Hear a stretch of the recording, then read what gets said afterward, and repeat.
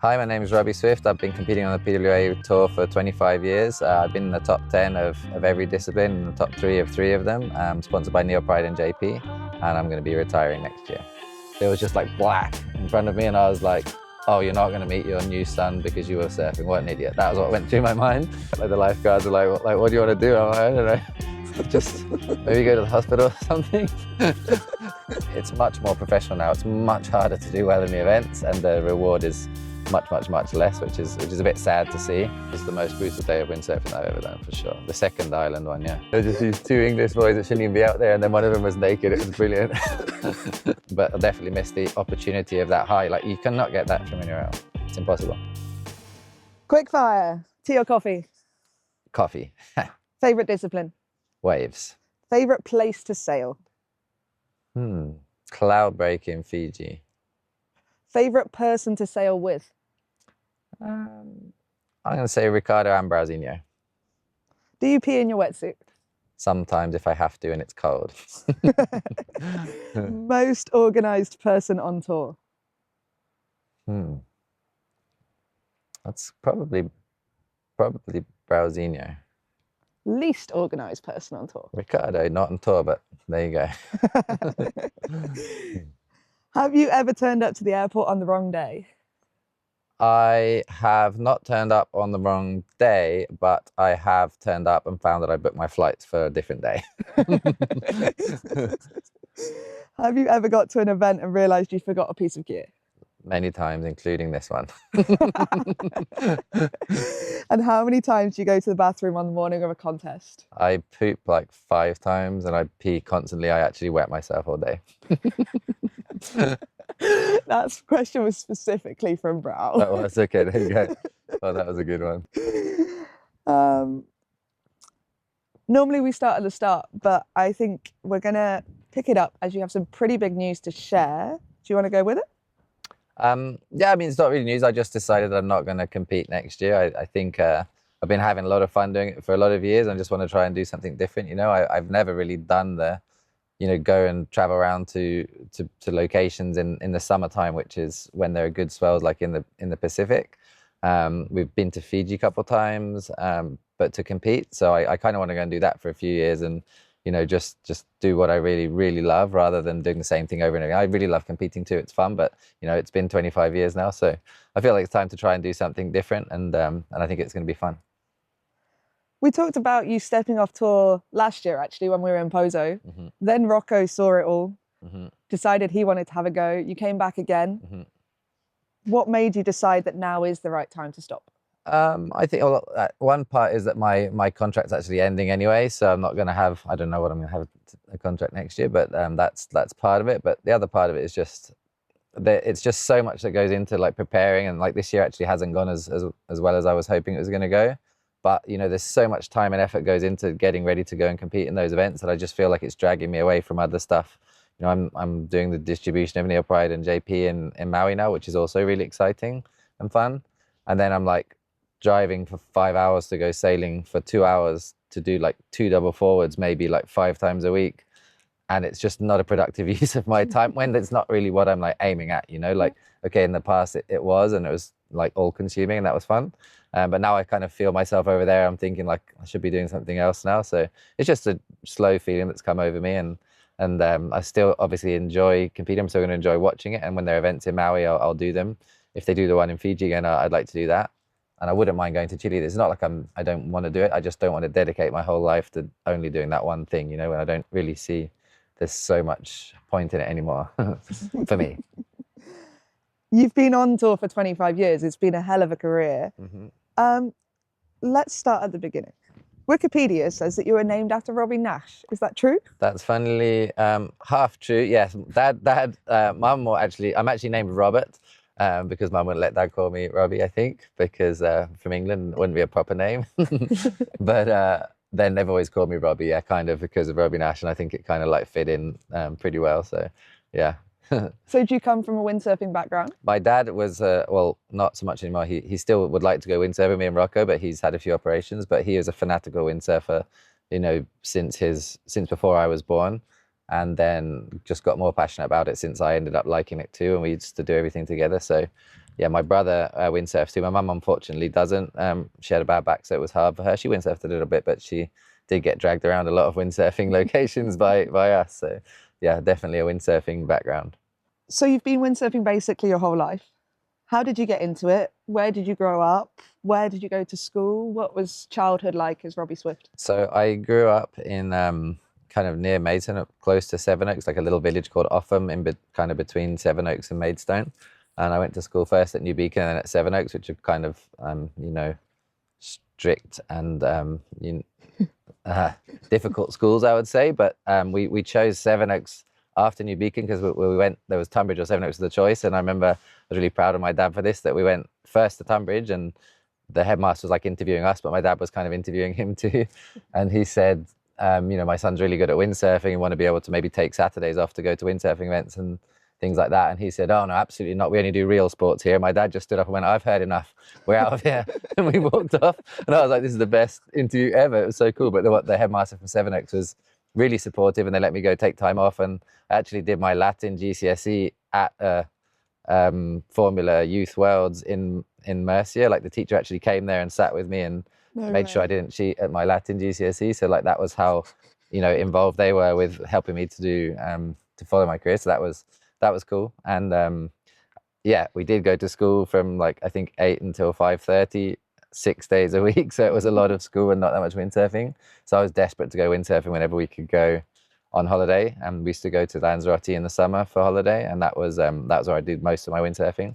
But there was a Buell Water was close to us, and Leybourne Lake was a tiny little lake close to our house that we used to sail, and I used to sail on the Isle of Sheppey and down at Brighton and Hove.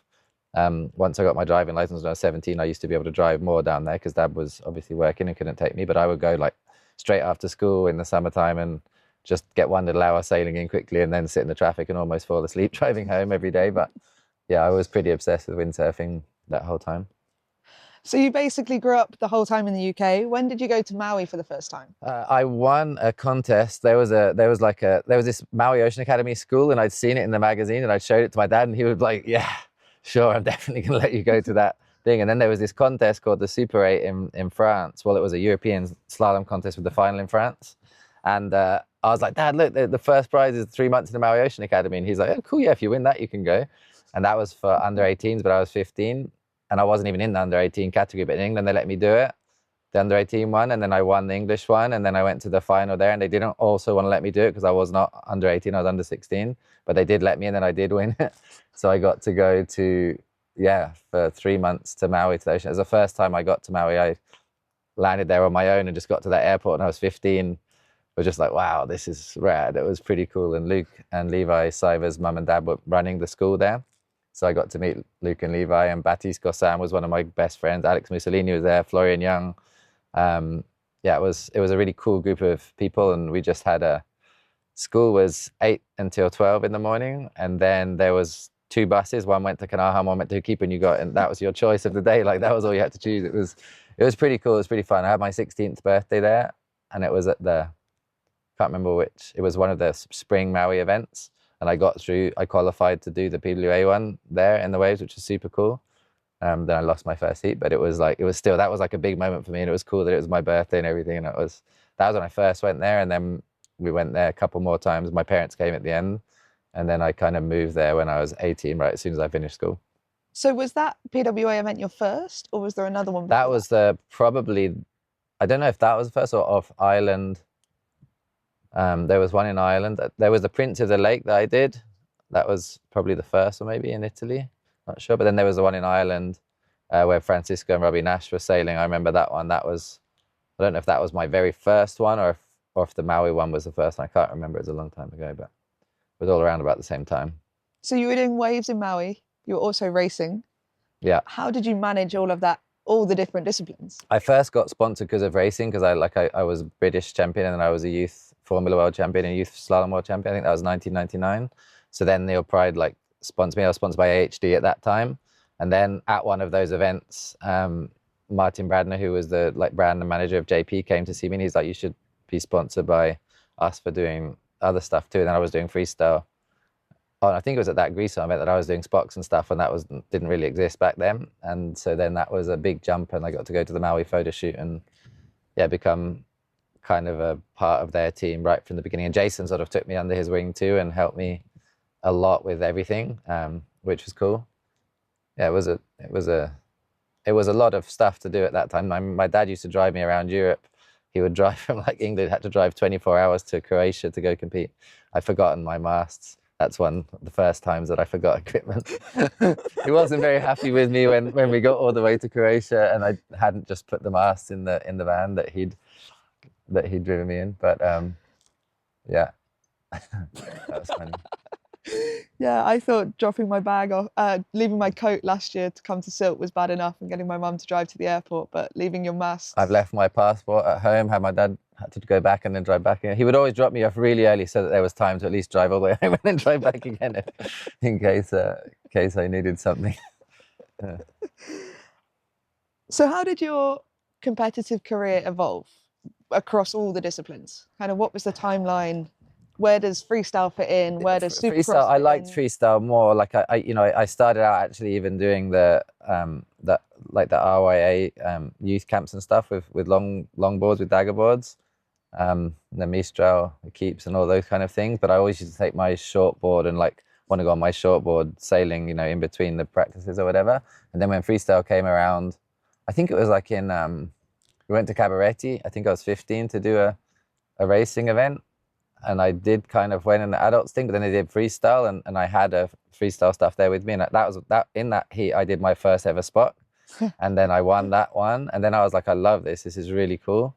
And then actually at the Paros Youth Worlds of the slalom, which I won that one, but I was doing freestyle there. And that was at the same time as Fuerteventura right afterwards. And I think Steve Allen saw me and he's like, man, you should have been in Fuerteventura. You could have won that event. Like you can doing all these Spock 540s and stuff that people don't do.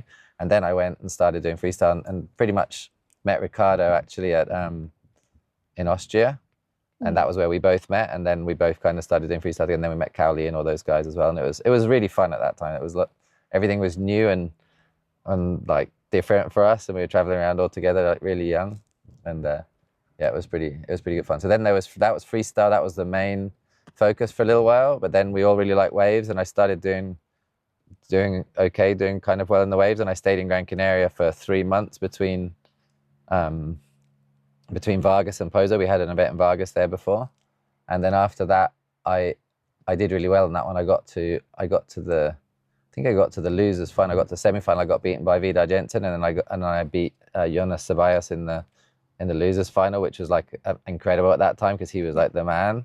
So that was really cool. I think what year was that? 2003 maybe. Yeah. That was the same year that I won Fuerte afterwards. So that was like that was a super cool summer for me.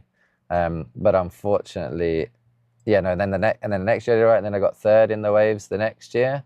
But then I broke my foot that summer, and that was like kind of started making it more difficult for me because then I like literally broke my foot or my ankle like every 18 months from then for like the next 8 years or something like that. Like I broke my right foot twice, then my left foot, and then my left tibia and fibula, like all back to back to back. So I'd just get better again, and then I would injure myself again. But that was also when I was racing, like trying to race well on the PWA. So I had to be massive. I was like 90 kilos. And I think that was maybe why, like, that was just too heavy for the size that I should have been. And we were training a lot and doing stretching and everything. But I don't know, since I stopped doing that and just concentrated on waves, I feel like, doing lots of radical stuff, but not being too heavy for my bones, maybe. Direction. Yeah, I don't know. Yeah. So yeah, anyway, I really enjoy waves. Waves is so much fun, and it's like it can be all consuming. You can practice different stuff in all different conditions. It's always you're always progressing, and that's what I like. Learning stuff and being able to figure out new things and how to be able to do something better in a certain conditions. And yeah, that's been the most fun since then. Which was your favorite period to compete in? I mean, I would say like the couple of years where we had Fiji as well as part of the thing, like that, it's been difficult because there's really like not much in it anymore as far as private and stuff, and it's like hard to even scrabble together the money to go do all those things. So that part of it has been kind of annoying, but the actual traveling around and having more events, like event after event after event, like you can do well or badly, doesn't really matter because you've got another event to go to. That's been the most fun, I would say. Back when we started, I used to do freestyle and waves and supercross and all that, and so you you could do well or you could do badly, and then you just go on to the next one, you know, and that was fun. And then the years when I was just doing waves and there's only 3 events made it really stressful, and like so much riding on those events. And also at that point was windsurfing was the only thing that I was doing to make money, so it was like the outcome of the end of those 3 events was so important, and it was annoying actually. It was like really tough. You do your utmost and you might break your mast in the heat, and that was like your whole year ruined, and then it was like the whole thing done until the next year.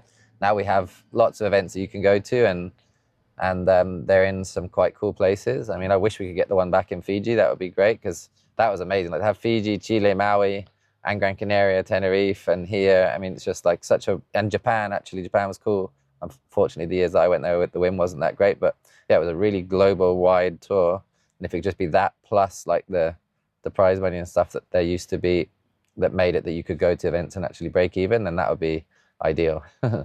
Speaking of prize money, you've won quite a lot over the course of your career.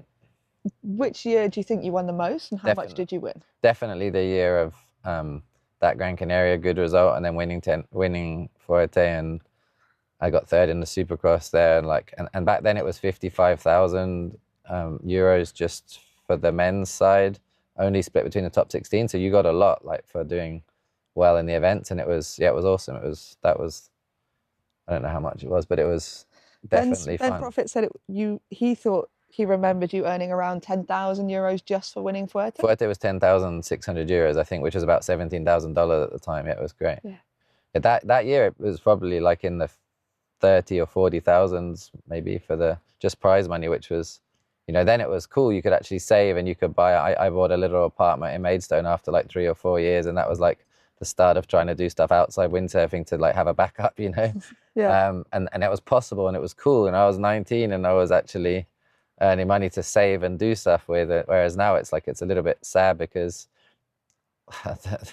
I would say the professionalism and the standard of the people who are doing everything now is so much higher than it ever was.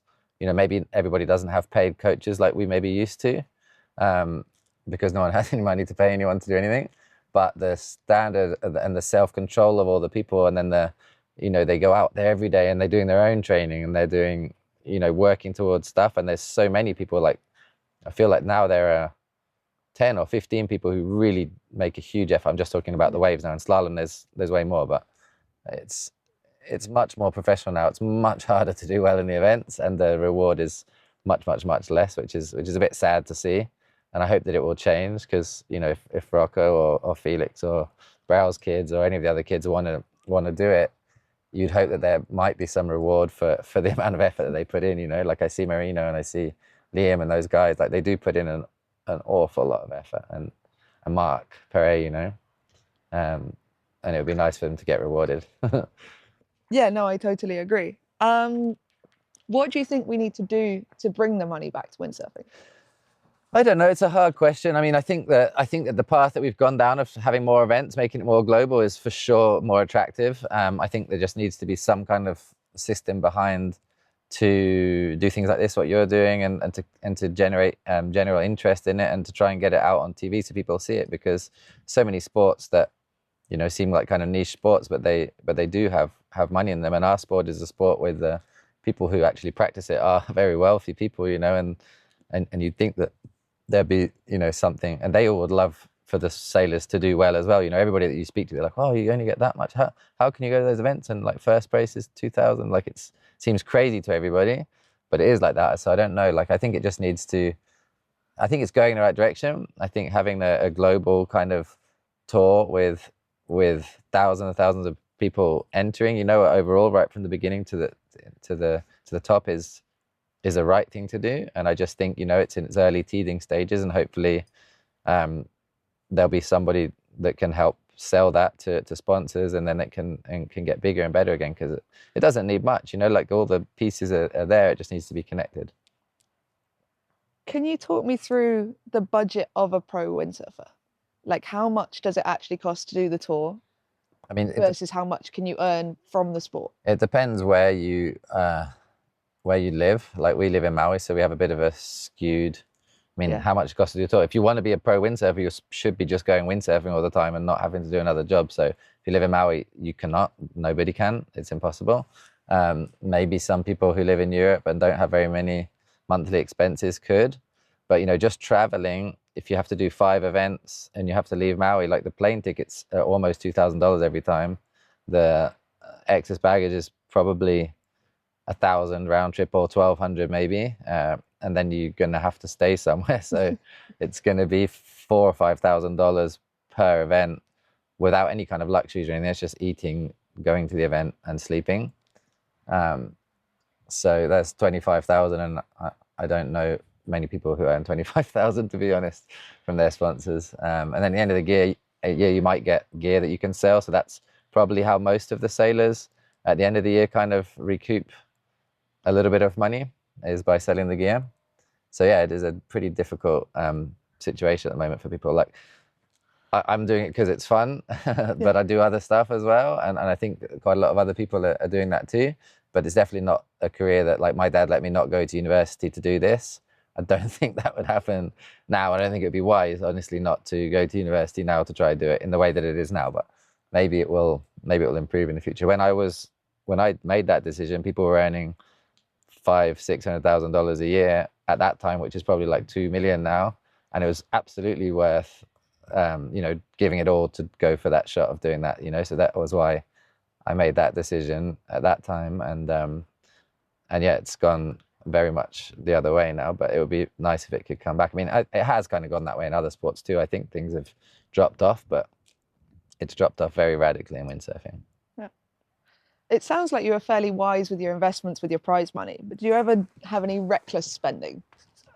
Reckless spending? No, I didn't. My dad was so on it with me with all that kind of stuff. He used to like manage my books and stuff, and he would go through my credit card spending pretty detailed, in a pretty detailed way with me, and it kind of taught me to do stuff well. Like I might have gone out and taken 150 euros out and spent it when I was drunk or something one time, but I'd feel extremely guilty if I did that. Like there was never, I never bought any, like my most reckless thing that I thought was reckless was buying a jet ski that I bought probably when I was like 17 or something, and I shared it with Ross, but we spent so many fun hours tow surfing and going to Jaws and stuff with it that it was like an investment more than a reckless piece of spending. But that was like, I felt guilty like for months after I bought that jet ski. And every time I bought a car, I kind of felt guilty, but then that's about it.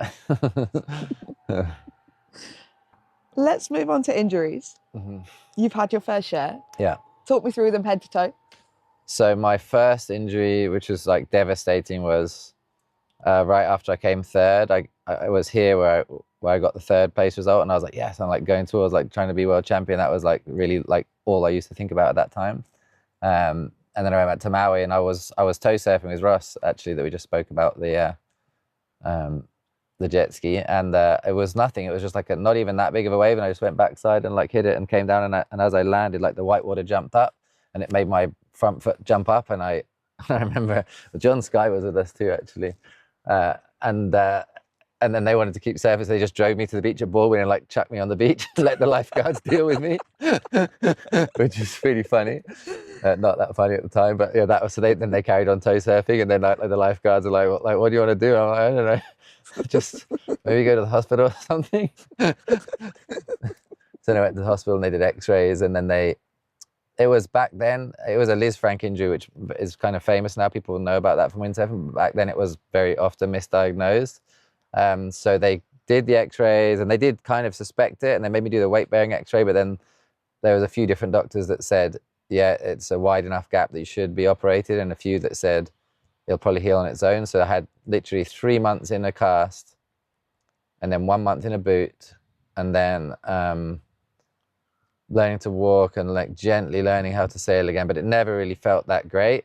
And then I did Portugal, we had an event in Portugal back then in Guincho, and I came 5th, so I was like, this is great. And I went to Gran Canaria, I was feeling really good, and then on the day of registration I did a double forward and landed hard and exploded the same thing again.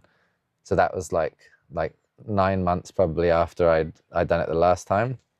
So I missed the whole winter in Maui, just gone through that whole thing. And I was like extra devastated. And I had all my, I think then I was doing slalom, I had all my slalom, I had like 9 bags of windsurf gear.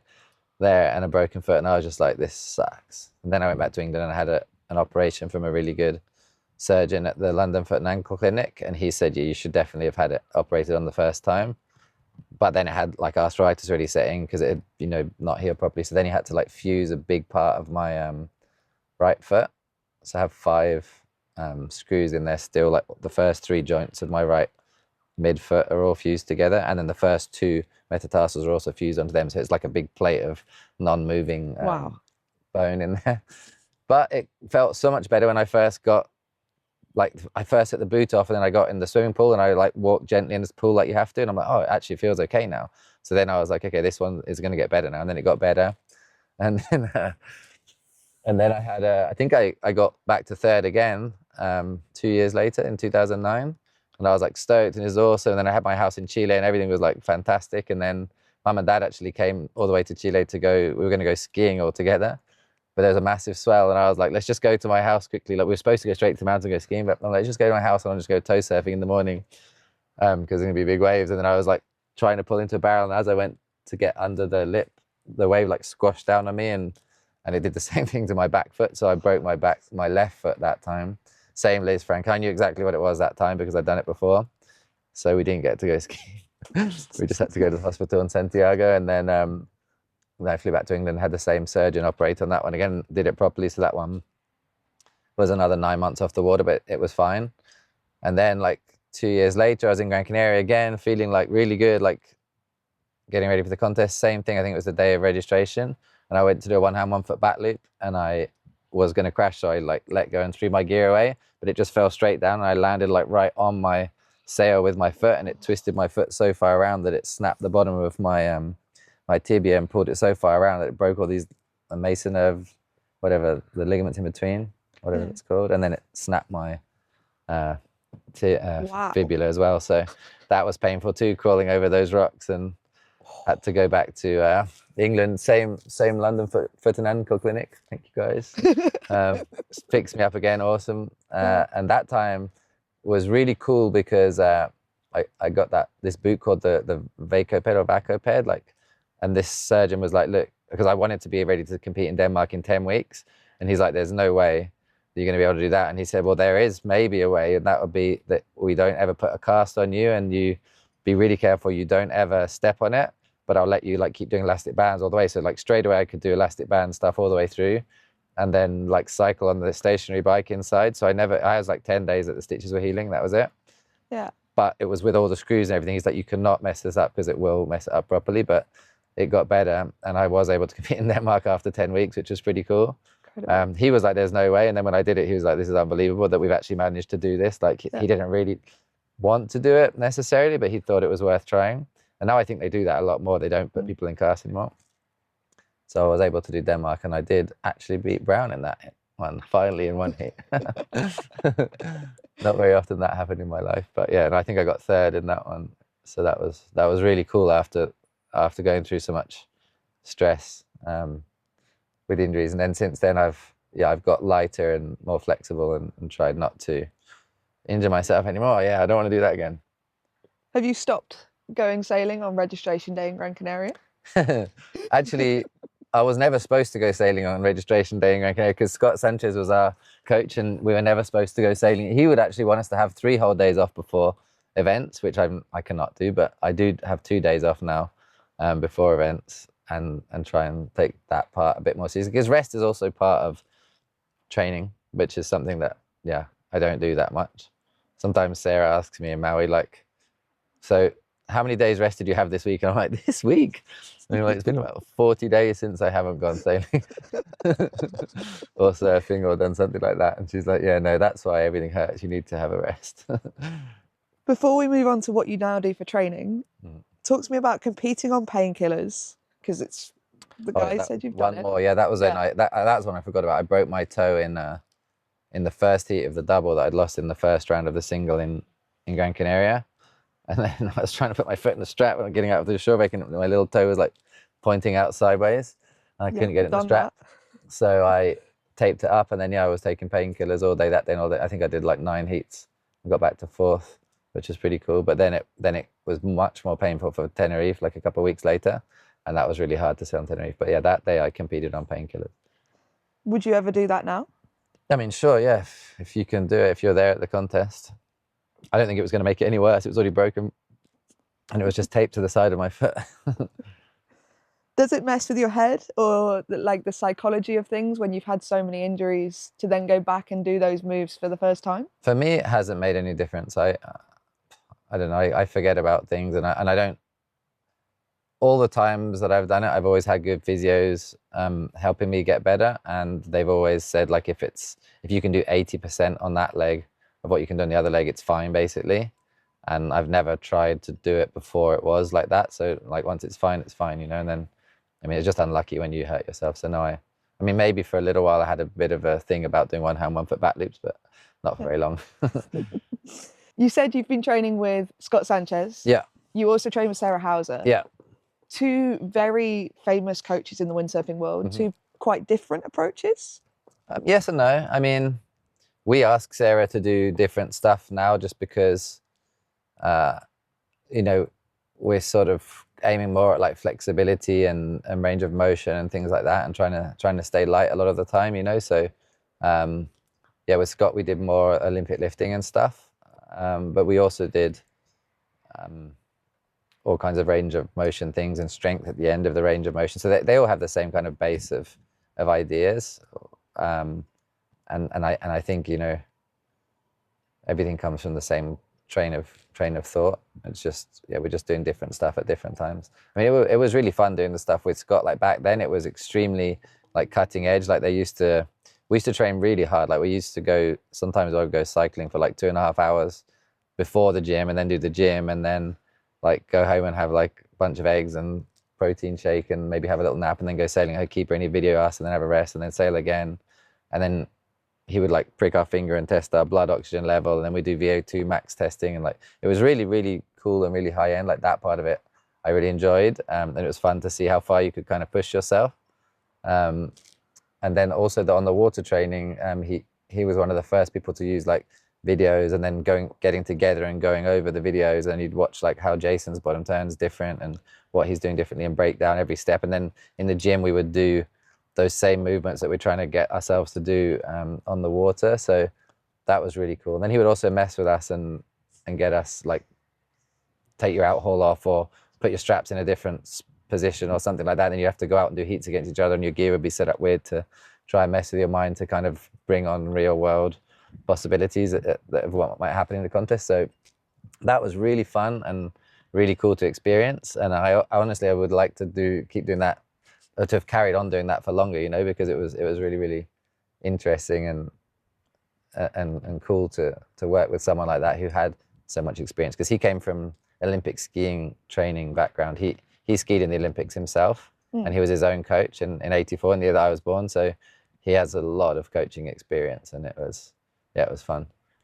What key element of that do you think was the most important, or is it the culmination of everything together? I think the combination of everything together, and also not having to think about what you need to do, you know, like just getting 5 days a week that we just had a time that we were supposed to go where we were supposed to go and do what we were supposed to do. And then it was like kind of set out for you, and you didn't have to, that's that's what I was saying about these kids now that don't necessarily have that, but they kind of do a good plan on their own anyway and stick to it. And that's the hard thing, you know, to be disciplined in your training. I think that's probably the best thing that I took out of that, just being disciplined and sticking to what you're supposed to do, and finishing whatever it is that you're setting out to do. I think that's a good life skill in anything. And school kind of taught me that too. School was really hard, but it taught you that, like, you've got to find your time, do your stuff in the time that you needed to do it, and make sure you get there, because otherwise if you just let it all build up, then it doesn't work. So yeah, Scott was kind of the same way as far as training is concerned. And now training with Sarah Hauser, you and Brow both train together. What's that like? Well, that with Sarah, we just kind of do the gym and mobility training in the morning. It's not like a whole training program that we do of everything else. So we kind of train ourselves as far as windsurfing goes, and then we train in the gym, and it's great because we do, you know, it's kind of tailored to us and how the week looks, and whether we normally do strength one day, mobility another day, and then like power on the last day.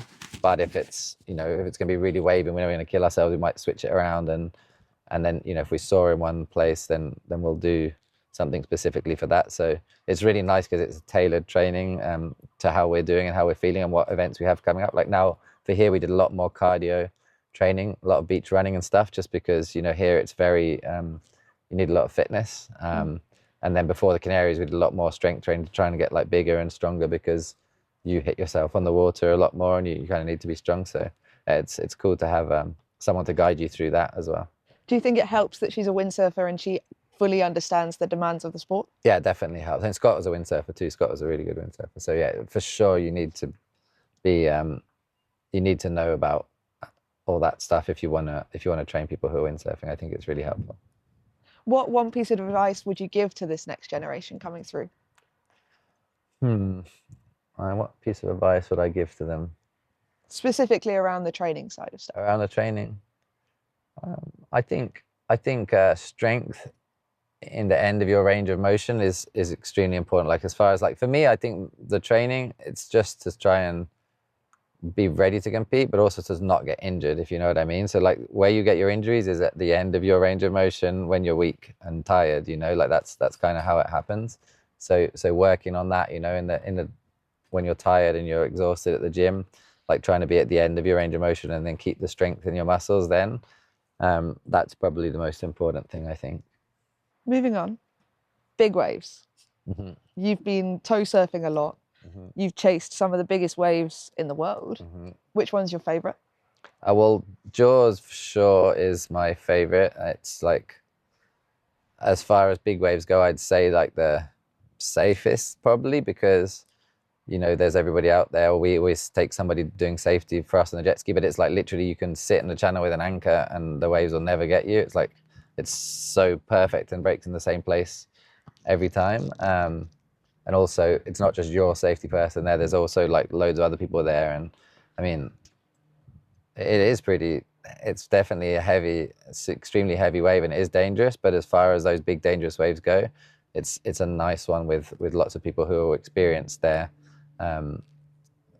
to do safety. And it's obviously very close to my house, which is nice. But like all that, like thinking about Nazare, like I don't know if I'd ever want to go to Nazare. It looks so unruly and horrible, like all over the place. It looks very scary. And then I don't know any other like really big waves. I mean, Punta Lobos we sailed and that was fun, but the wind's kind of a little bit onshore there. It's not really the perfect wind direction set up for a giant wave like that. Jaws kind of is kind of a little too offshore sometimes. But the wave is so smooth and nice when it comes in because it's moving so fast that it's really fun, and you can really like try and do like high performance turns on that ginormous wave, which is extremely scary but extremely rewarding at the same time. Where did you find the initial attraction to big waves from someone that basically grew up sailing on a lake? Ross and I wanted to go and surf Jaws. That was like what we were desperate to go do that. So we tow surfed there first when we were really young, 18 or 19 or something like that, and no one really did it back then. So it was kind of, we were like the weird English people that were going, and there was all like the famous big wave surfers there, but they would like let us get the small ones on the side, which was still massive, and it was cool. It was really fun. We used to have a lot of fun going, and we used to go there all the time. Like even when it's not that big, it's still big, and we used to go tow there all the time. And sailing there actually then seemed harder. I don't know, towing seemed easier, but now I'm a bit more experienced and can catch the waves a bit easier. It's really hard to even catch the wave windsurfing because it's like so offshore. The wave comes from the side like this, so you have to really be in a very scary position to even be able to catch it, or to be able to catch it and be able to actually do a turn. Like you can catch it and just be out on the shoulder, but if you want to do a turn, you have to be behind the peak.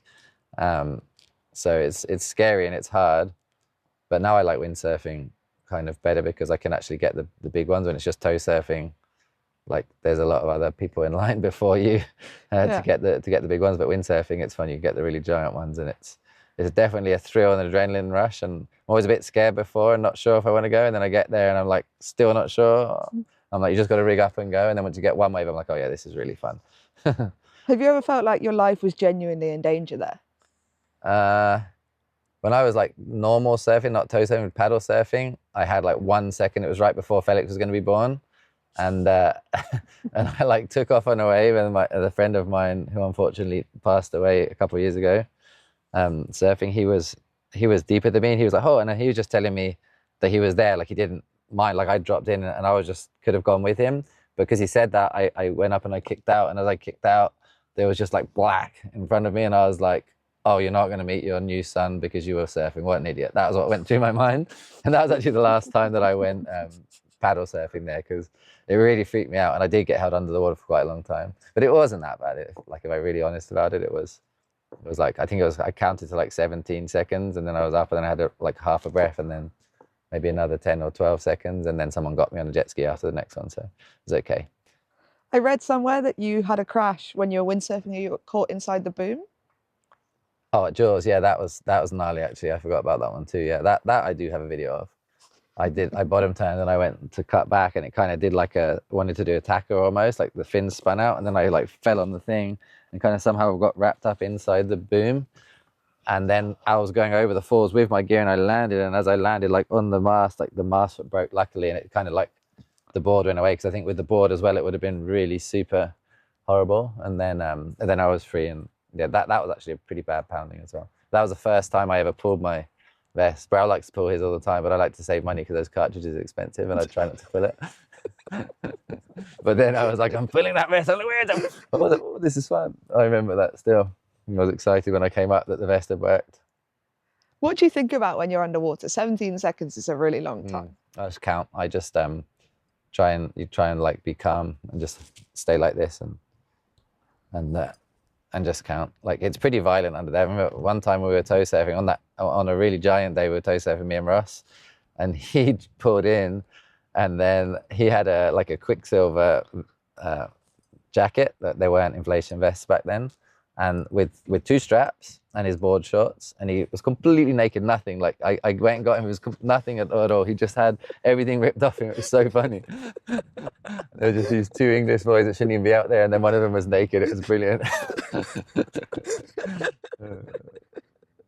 What do you do in that situation? We went and asked someone if they had any board shorts, and then we didn't have the board because the board had gone on the rocks, and then I made him go like climb across the rocks to go get the board because I wanted to have a go. It was pretty funny back then. Sounds like you've had some amazing adventures with Ross over the years. Yeah, we had a lot of good adventures. I had a lot of adventures with a lot of my friends, with Ross, with Jason. I had lots of funny adventures with Jason, and with Brauzinho, and with Ricardo. Recently with Ricardo, and with Kevin Pritchard, we had some good adventures too. Yeah, been lots of fun. Other scary things you've done? Pulling a push forward in the Red Bull Storm Chase. Talk me through that. Yeah, that was cool. That was the first Storm Chase, and it was like ridiculously windy, and then they were doing a briefing, and then I was like, they were saying you have to do different moves, and I remember I asked, like, if you do a push loop forward and then you do like a push loop tabletop forward, can that count as 2 different moves? And then everybody started laughing at me. They're like, you look at the wind, you're asking about doing push forward. And I was like determined that I was going to go and do one because they were all teasing me. And then I did it like on the first run out, but there was like 7 people with reds and they all missed it. No one filmed it. The one that you've probably seen was a video from some guy with a handy cam on the beach that kind of got half of it. That was the only one that, and JC took the photos, so at least we had the photos. But that was pretty funny, and I was pretty annoyed when we went back and we were looking through, and like no one had filmed this crazy thing that I done, and it was perfect too. And I snapped my board as well, and I landed it. Did you do all the storm chases? No, because I broke my foot. Yeah, I qualified after doing that one to go to the next one in Tasmania, but I had a broken foot, and they didn't want to wait. I was like towards the end of the healing, and if they would have waited a month or something, I probably would have been able to go do it, but they couldn't because that was the storm, and that was, breaking my feet has been an annoying part of my career, that's for sure. What do you think of the storm chase as a concept? I mean, I think from what I hear, it's one of the most best return on investments that Red Bull does as far as sporting events go. I think that the idea of joining an event like that with a weather event that's already been publicized means it gets out on the news and people see it. You know, it's amazing. Like all the things I've ever done, I don't think I've ever had as many people come up to me afterwards and be like, oh, I saw you on TV as when I did that storm chase, you know. So I don't love it as far as sailing goes. It's always in freezing cold places, which doesn't make it that fun. And it's like scary and really, really hard to sail. So I don't think we do necessarily. I mean, that push forward was amazing, but in general, our sailing that we get to showcase for this one time when everybody watches windsurfing is not that great, but it's still cool. But like, as far as a windsurfer who likes showing the best things that windsurfers can do, I don't think we show the best things that windsurfers can do at those events. But, you know, as far as a concept goes, and as far as something that, you know, a big company like Red Bull wants to get behind and promote windsurfing, I think, yeah, it's awesome. I'd love to do something like that, but with big waves. But I think that they see big waves as like surfing's realm and people getting barreled. And I mean, it's not the same as a hurricane, which is already on the news everywhere in Europe anyway. You know, so I think that's why they do that storm chase like that. Do you think that rather than doing a storm chase, it would be better to try and wait for a perfect forecast for somewhere like mythical and send a bunch of you there and do performance windsurfing as opposed to just... As far as windsurfing quality goes, absolutely, it would be way better. But as far as are they going to get that return on investment that they want out of doing something like that, I mean, probably not. I don't know. It depends. It depends who's trying to sell it and who's trying to get it on TV. And, you know, it's as far as windsurfing action goes, it would be better, yeah, for sure. And it'd be more fun to be part of, yeah, absolutely. You've sailed all over the world. Are there still spots that you haven't been to? Yeah, there's loads of places. That's kind of why I want to not compete anymore, because it's always in the summer when we're doing the same events in the Canaries each year that you know, there's that one spot that the guys sailed in Minds Wide Open in Indonesia, which I'm like desperate to go because it looks like so much fun.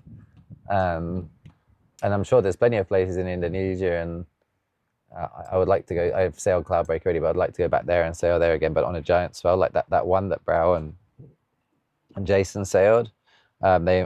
Jason had invited me obviously as well to go there, but it was like right when I had my windsurf clinic in Maui, so I didn't go. But I'd love to go do that. Like, I've sailed there when it's good. I haven't sailed there when it's ginormous like that, and that's definitely on my bucket list of things to do. You spoke about Minds Wide Open. Windsurf movies shaped so much of our sport, especially from a media perspective. If we gave you the budget to take 5 friends to 3 places, where would you go? 5 friends to 3 places. I mean, I'd love to do, like I just said, Cloudbreak would be amazing. You know, I really think that jumping is a part of windsurfing that you'd want to showcase really well. I mean, Gran Canaria, you do jump, and it's really cool, but I'd like to discover somewhere where jumping is like even easier and better than Gran Canaria. Like, actually, Maui sometimes, like at the outer reef, if you had a lot of budget and you could just wait and you can film with a helicopter, you can film outside at Spartans, you can film like the most incredible jumping ever with the background of the mountains there. And that's something I've tried to do with the Neil Pride photo shoot a few times, but we've done it a couple of times, but we've never done it on like the perfect day because we've always had time constraints and there's like a 1-hour budget for the helicopter and that's it.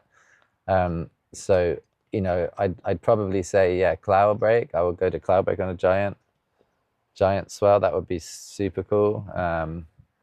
I mean, you know, they went to Cabo Verde. Cabo Verde is amazing for wave riding. It's really incredible.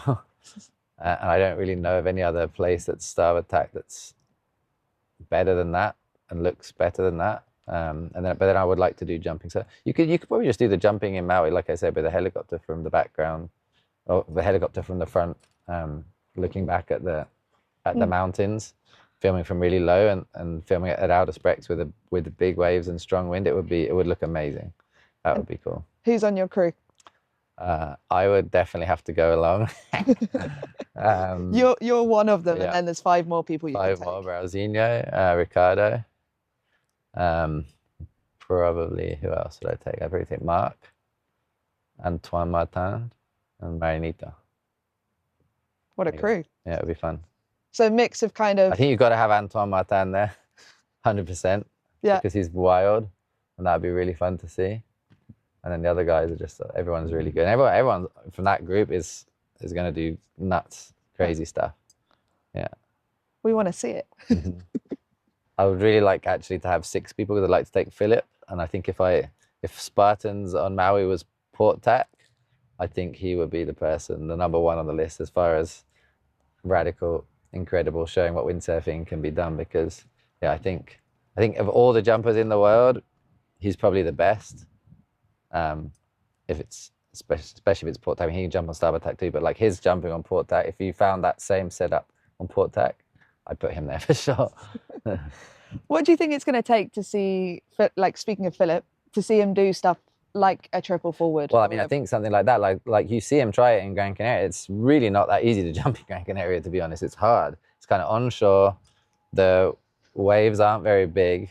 They're kind of all over the place.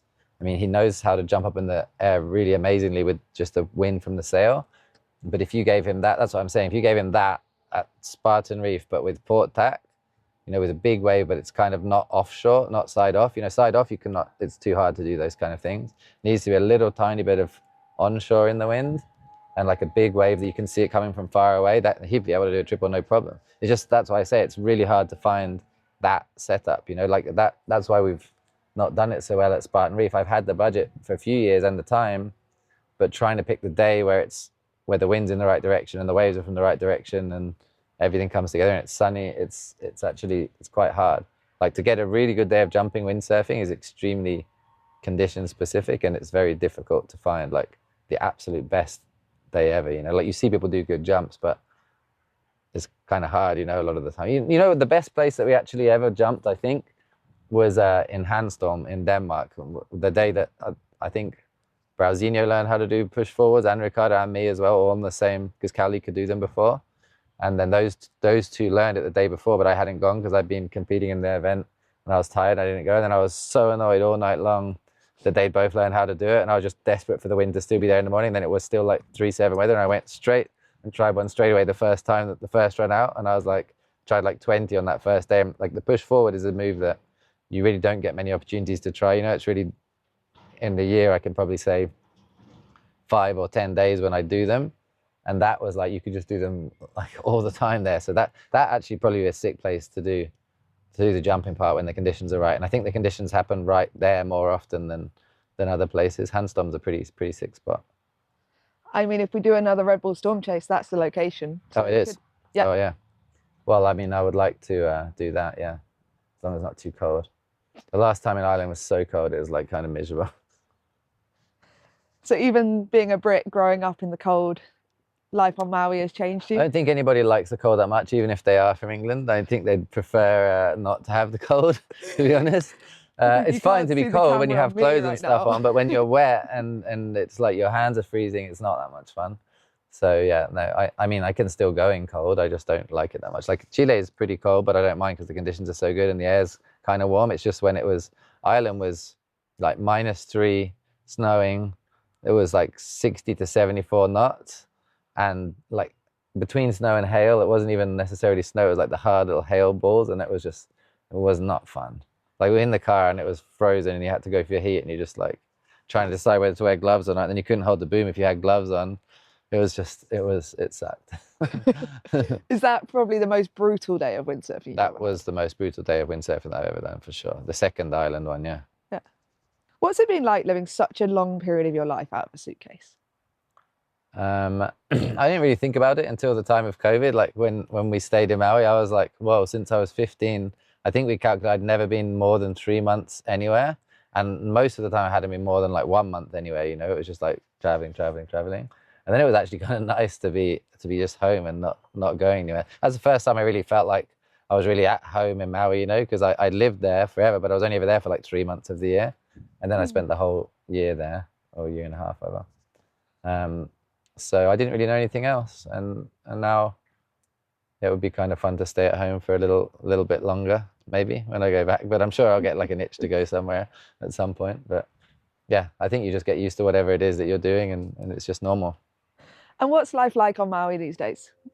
Life on Maui is really extremely fun, especially having small kids. It's such a, when you come from a different place, like when I came from England, and actually before, I think it was a bit rougher, you know, you kind of felt like an outsider a lot, and it wasn't necessarily very welcoming, especially going surfing and stuff, you know.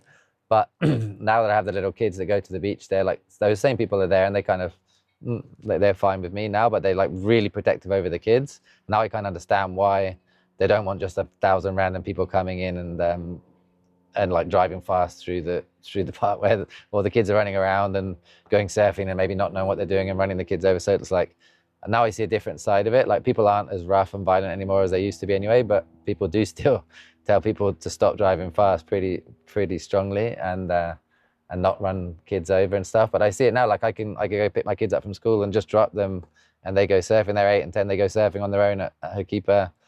I go windsurfing and the lifeguard's looking out for them, all the other people look out for them, and then if I want to tell them it's time for football, the lifeguards call them in. It's like, it's pretty cool. It's really nice. Like, they have such a nice outside fulfilled life. Like, they don't even know what a video game is, actually. Neither of them ever even thought about it. Incredible. And they don't really watch TV at all. They just go outside and play. You know, they skate and they surf and they windsurf, and their friends just talk about surfing and windsurfing. They play soccer or whatever. It's nice. It's a very nice outdoors lifestyle that they have, and I think also most of the people who've moved there have similar kind of values. So all the parents kind of want the same stuff for their kids. So it's cool. We have like a very similar group of friends, and it's a very international group. Like, my friends are Argentinians, Italians, Israelis, English, Australians, Dutch. It's a pretty cool group of people. There's American people, obviously, as well in there, but it's a very international, multicultural thing, which I think is great for the kids too. And most of them speak at least one other language. You know, a lot of them speak like 2 or 3 languages, which is pretty cool and pretty unique, I think. Incredible. How much time do you spend with other windsurfers, or have you kind of moved away and you now have the kids crowd? No, I mean, I I go windsurfing almost every day. And now sometimes Rocco comes with me, but sometimes not. But I don't like sit around and hang out chatting afterwards every day, because I've got so much other stuff to do. But I'm always with windsurfing friends, and like, yeah, when we go surfing, all the other dads also windsurf. Like, Lalo is one of my best friends, and Fabrizio is Koa's dad. And all of them windsurf. Anna is Koa's mum. She windsurf. Like, so most of our friends end up being at a Kim. Like, actually, all of them pretty much do windsurf or did windsurf before, you know. So I'm still hanging out with them. It's just everyone has busy lives there now, so it's like it's difficult to find a time to actually like sit and chat about stuff. Tell me about all the other stuff you have going on. But yeah, we have quite a lot of things going on in Maui. We have a rental car company that we started together with Brau and Fernando back in 2017, and that's has highs and lows, but it's a lot of work. But maybe it's going to survive, and maybe it's going to be helpful for us at some point in our lives. And then we do like a few different construction projects, which some of them go well and some of them don't go well. And then my wife, well, actually my brother, and his wife and my wife, we all have a brand called Clay, which is started out just as a leather handbag brand that my wife started, and now it's got like some clothing and some other stuff. And we have a shop in Paia, and that actually does, touch wood, I don't want to jinx it, but that's doing really well at the moment. And we put a little cafe there as well, because we had space for a cafe, so that's kind of going along as well. We're just kind of trying to see what works, you know, try a bunch of different things. And that's one nice thing that windsurfing has given me, that, you know, you have time during the day when you can do other stuff, you know. And yeah, it's been good to branch out and try to do some different things. And now I'm doing the wings and the sails and the boards from Neil Pride and JP in Hawaii, which is really fun. Has many challenges as well, some of which I had thought about before and some of which I hadn't thought about before. But you know, it's all interesting. Like, now we've got these tariffs that makes everything much more expensive, and you got to pay right as soon as you get the stuff into the US. So that's making life hard, and that started right as soon as I started the business. That's really annoying. But it's something that you have to like get around. But it's fun. I mean, the products are really good and people really like them. And I really like seeing people out on the gear and that they enjoy it, you know. And I actually don't mind like being the customer service person, that people come and ask me about how to rig it and all that stuff. It's actually something that I find kind of fulfilling. So I think I'm going to enjoy that. You know, it's kind of a little stressful to start with, but we're doing it today with Kanaha Kai, and Jeff and Kyla are really super nice people, and they're really, really into windsurfing, and they know everything about everything, and that's nice too. It's nice to be enjoying the people that you're working with, you know. So yeah, I think that's going to be fun, and I think it could take off. You know, it could get much bigger, especially winging. I mean, I love windsurfing, but winging at the moment, we do sell definitely more wings than we do windsurf sails, and it's got such a broad appeal. Like Heidi, my wife, she can windsurf a bit, but she doesn't really like it, but she loves winging, and it's just easy. She can even go on her own, and I just see that much more. Like people, like it's just so much more accessible for people, and then as far as the kids go, like we're teaching lots of kids in Maui to windsurf and wing at the moment. We probably have like 20 or 30 kids that come 2 or 3 times a month down to the harbour, and they all try both things. and they all end up liking windsurfing better, which I think is really cool. Epic. I think the feeling of that skimming along the water with the fin, it's just a different feeling. You know, flying is also super fun, but there's just something about that skimming along the water with the fin that's really cool. So that's fun to see. I mean, I let them just do whatever they want, and they can lots of them can at least wing around a little bit, and lots of them can sail out and come back, and some of them are better than others, but it's fun to see them all into that. You know, actually the same group of kids that I kind of coached some soccer, I said, do you want to come to the harbour? And like tons of them came, something like 20 kids from the soccer thing came, and they all enjoyed it straight away, which you can now. Like before it was hard to go out and sail back and forth as a 9 or 10-year-old kid, you know, but now the gear's so good that they can actually do it straight away, which makes it fun and makes me think, yeah, people could get into it.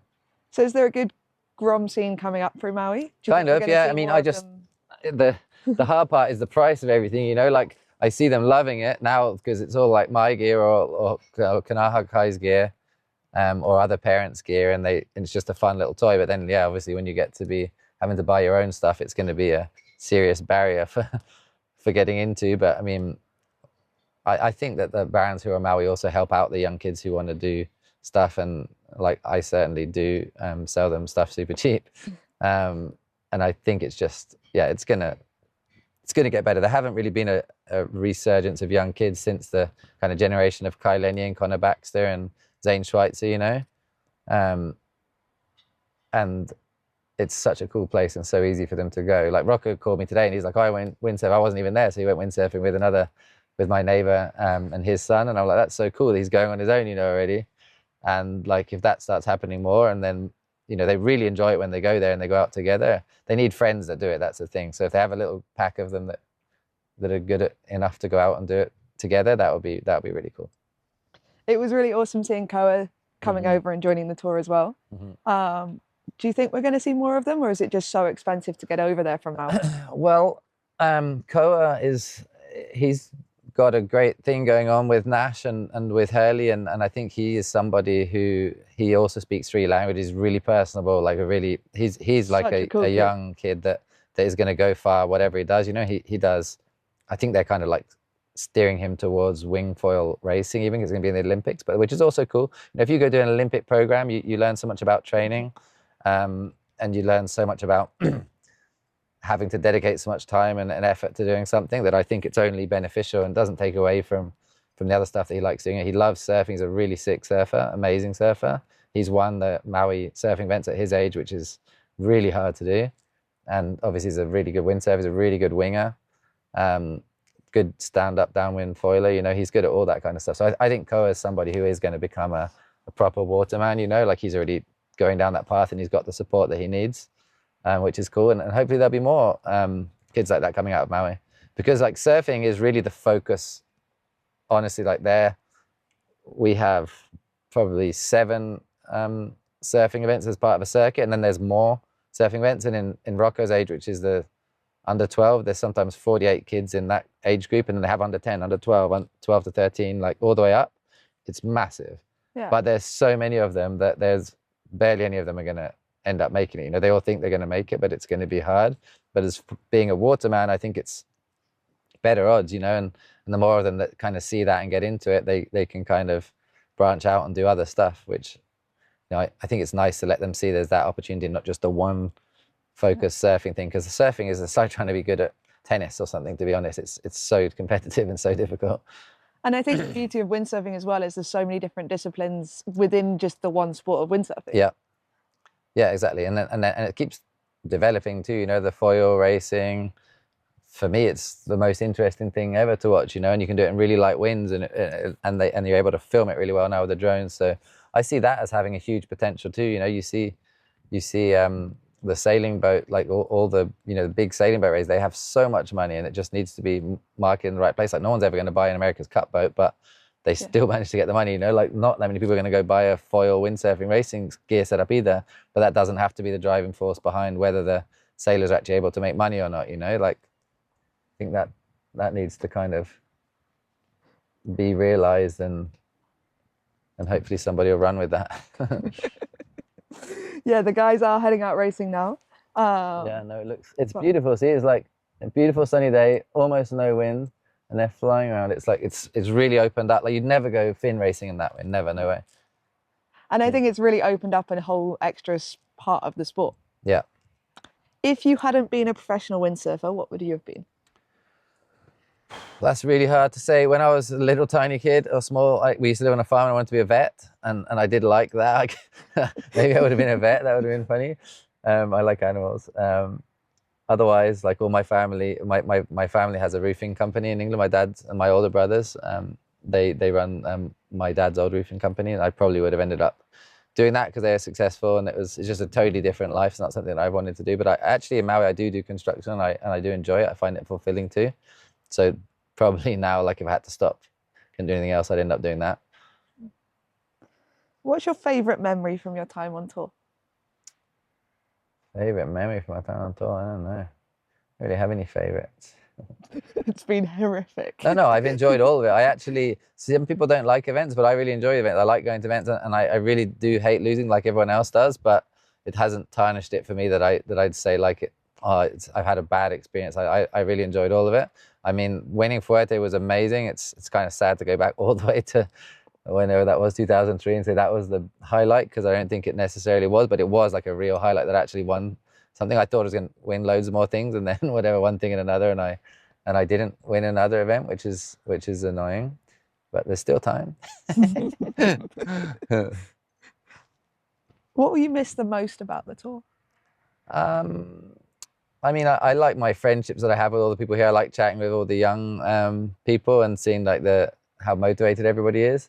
I really like competing, honestly. I like getting ready for competition. I like training for it, and I really like the nerves of it. And when you get through your heat and that feeling, like it's something that's pretty almost impossible to replicate. Like you cannot get that same adrenaline and that same kind of high from doing it, and the same kind of fear of the low from not getting through any other way. I mean, I will probably not miss the losing part and how sad that can make you feel, but I'll definitely miss the opportunity of that high. Like you cannot get that from anywhere else. It's impossible.